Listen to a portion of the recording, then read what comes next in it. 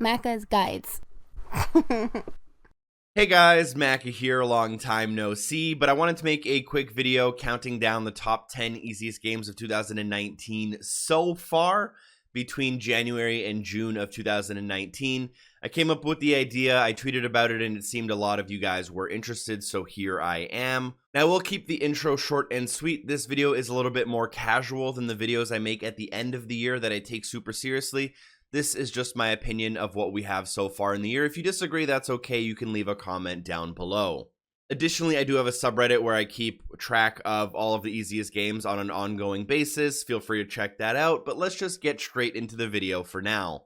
Alright, so let's start off with number 10, where I have Iron Snout. And spoiler alert, there's a lot of Ratalaika games in this list, and this is the first one. Ratalaika games are usually easy completions, and they usually range around the $5 mark.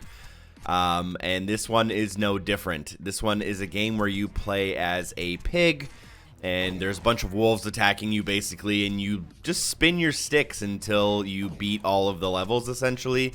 And you gotta grind out some wolves and whatnot.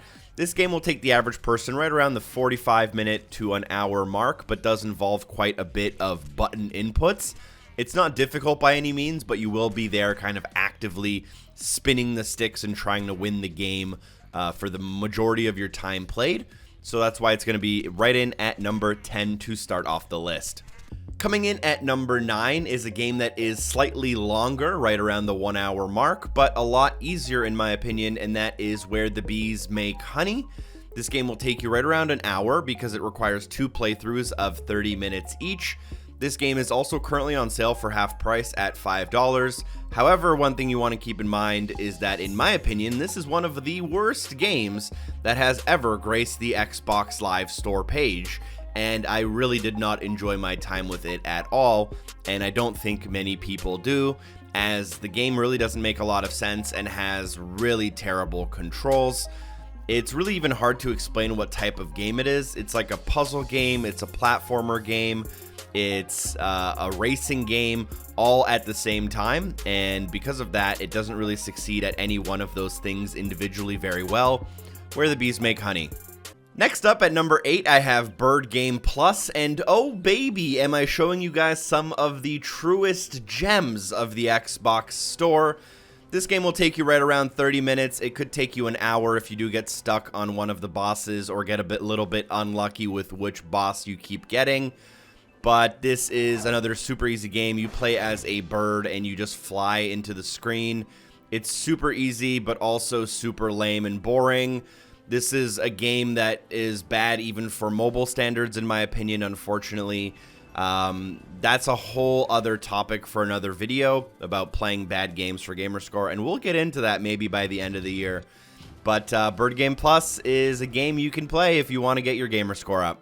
Then at number 7, we have Access Denied, which can be completed in under an hour for most people. However, you will probably need to follow a guide, which I do have available on my channel. And out of all the games we'll be talking about today, this one's actually not all that terrible. The premise is actually really cool. You're given a bunch of puzzle boxes and you need to solve those boxes. Some of them involve hints, some of them involve solving patterns or doing some light math. Some of them are just finding like hidden switches. It's actually kind of a cool game, a really cool idea. None of the puzzles are like exceptionally well done, but I actually didn't mind this game and it was pretty unique for what it offered. That's really all I have to say about it. Again, you can complete it in under an hour, but you probably will need a guide or else you can get stuck for a while.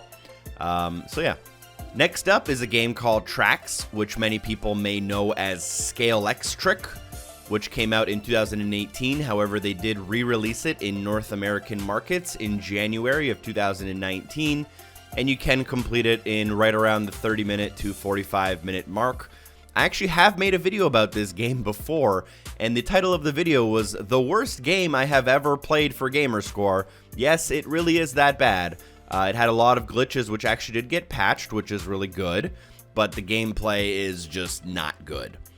You can complete it very quickly, however, if that is your thing. So this game is called Tracks. Working our way into the top 5, we are now looking at games that take under half an hour, starting off with Heroes Trials, another Rata-like game for $5. You probably will need a video guide if you want to really optimize your time with this, but it's not hard by any means.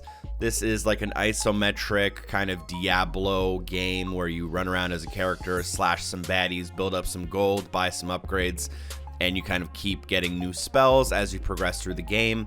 It's not the worst game I've ever played, but it's also not really worth your time when there's actually good games coming out at 2. But Heroes Trials, for those of you who want to get that easy gamer score, is an option for sure. For number 4, we have a game called Planet Risk 13. This game will take you right around 20 to 25 minutes, but also will require you to have a guide, which I do have available on the channel if you are so interested. This is a point-and-click adventure style game. And again, it's not great, but it's not the worst game I've ever played. You'll find your way kind of solving some puzzles, doing things in a certain order, picking up parts for you know, machines, and then installing them to get access to a new area, and so on until you successfully beat the game and escape the planet. Planet Risk 13, it's another $5 game if you are so inclined. Rounding up the top 3, we are now in games that can be done in under 15 minutes, starting off with Dagger Hood, which took me personally 20 minutes, and I went in 100% completely blind into the experience during a stream over on twitch.tv/Maka91 Productions. In this game, there are actually a lot of levels, but you only need to complete the first 10 or 12. You'll need to get a bunch of the collectibles, which are very obvious and very easy to pick up as well. And you need to get like kind of 100% perfections on certain levels, pick up the fairies, pick up the treasures, and beat them in a certain amount of time. But you can kind of repeat the levels as many times as you need in order to get all those side objectives complete. And none of them are particularly hard or challenging or frustrating. And the controls are good enough to get you through the game pretty easily. So number 3 is Dagger Hood, a game you could probably complete in 20 to 30 minutes, even if you're not really paying attention to what you're doing too much. In at number 2, I have a game called MetaGal, and hopefully this one isn't too controversial. This one can be beat in under 10 minutes. It took me personally, I think, like 12 or 15 minutes. However, it does involve a decent amount of skill in comparison to some of the other games on the list. You will be required to actually like beat a couple of levels, beat a couple of bosses, and the checkpoint system isn't necessarily the most rewarding or the most forgiving. But in MetaGal, it's a Mega Man clone. You run around the level, you shoot baddies, you pick up some floating icons, you die a couple of times, and before you know it, you can have your 1,000 in a matter of minutes.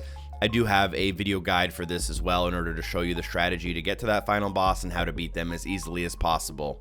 Last but not least, number 1 for the sake of this video, again, this could change in the final video of the year. We have Super Weekend Mode, a game that is possible to complete in under 6 minutes if you have the skill. However, I do believe that most people are taking around 10 to 15, sometimes 20 minutes to complete it, and it is a rhythm-based game where you move paddles around to basically collect hearts and shoot a boss in order to progress through the levels. I think you need to beat the first 3 levels in order to beat the game and get all the gamer score or all the trophies, and none of it is particularly hard. I believe you can play on easy, and you also have to select a certain character in order to make it a little bit easier than by using the default character. I do have a video of this game on my channel if you'd like to take a look, and in my opinion, this is the easiest game that you can do right now. You might fail a couple of times, but because it's so short and you can restart it so quickly, even if you do have some troubles and do fail, you just give it a restart and you're basically right back into the action, right back into the option of unlocking everything. So for the sake of the video, those are the games in my top 10 list. It's okay if you disagree, let me know in the comments down below. And again, I will run these games through actual calculations in order to figure out if they're in the right order for the video at the end of the year. Thank you guys so much for watching the video. Hopefully it was helpful. Feel free to share with a friend. Maybe you can drop a like or leave a comment. Shout out to everyone on Patreon for supporting the show. Special thanks to Double O, and hopefully I see you guys next time. Peace.